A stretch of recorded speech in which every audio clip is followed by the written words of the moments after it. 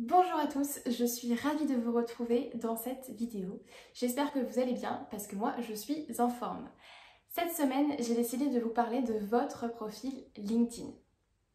Je remarque encore trop souvent qu'en voulant chercher des nouveaux clients sur LinkedIn, vous ne prenez pas le temps d'optimiser vraiment votre profil LinkedIn.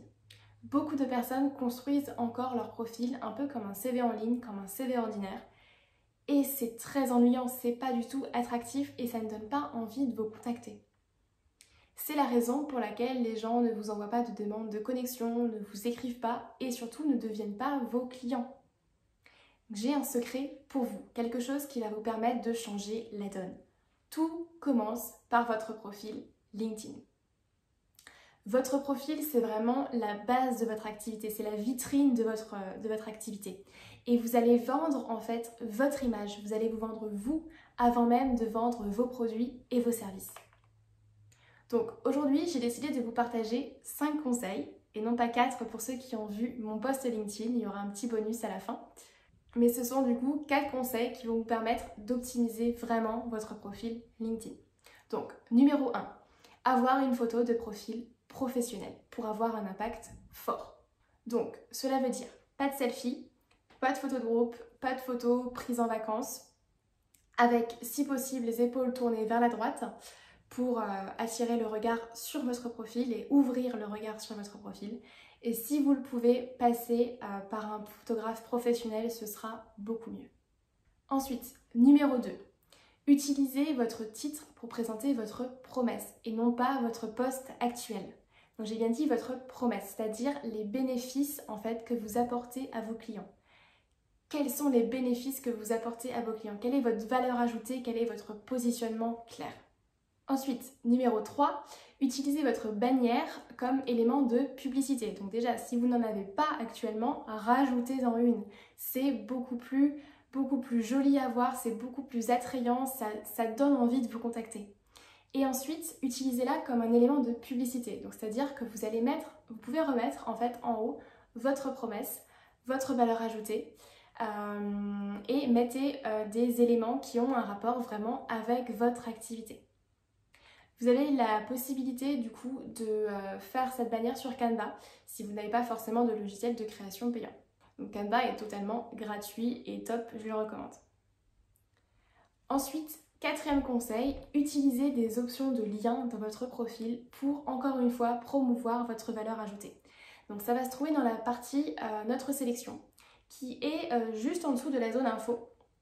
Vous avez ma sélection et vous allez pouvoir rajouter des liens. Donc que ce soit des brochures, épingler des posts, des articles que vous avez rédigés, des vidéos que vous avez faites ou par exemple un lien vers votre page web. Donc ça va vraiment être là en fait que vous allez afficher votre différence par rapport à la concurrence, votre valeur ajoutée. Et ensuite, donc cinquième et dernier conseil, un petit bonus, ça va être par rapport à votre zone info. Il va falloir en fait rédiger votre zone info comme un argumentaire de vente. Vraiment, c'est là que vous allez vous vendre.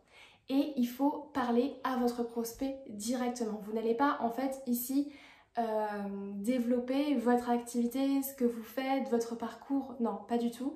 Vous allez parler à votre prospect. Vous allez lui dire, ben voilà, vous rencontrez telle et telle problématique. Moi, je suis là pour vous apporter telle et telle solution. Il faut vraiment mettre l'accent sur les problématiques et les solutions que vous apportez.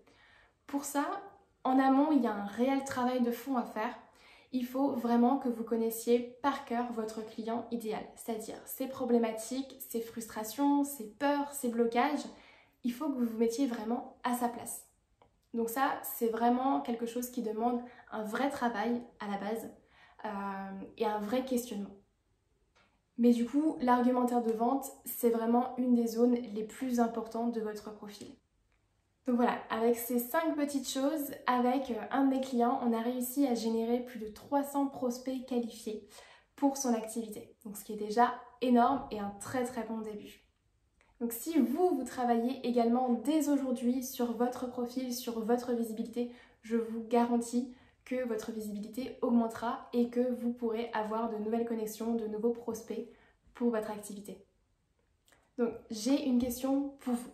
Est-ce que aujourd'hui votre profil est optimisé comme une réelle page de vente ou est-ce qu'il ressemble encore à un CV ordinaire, à un CV en ligne?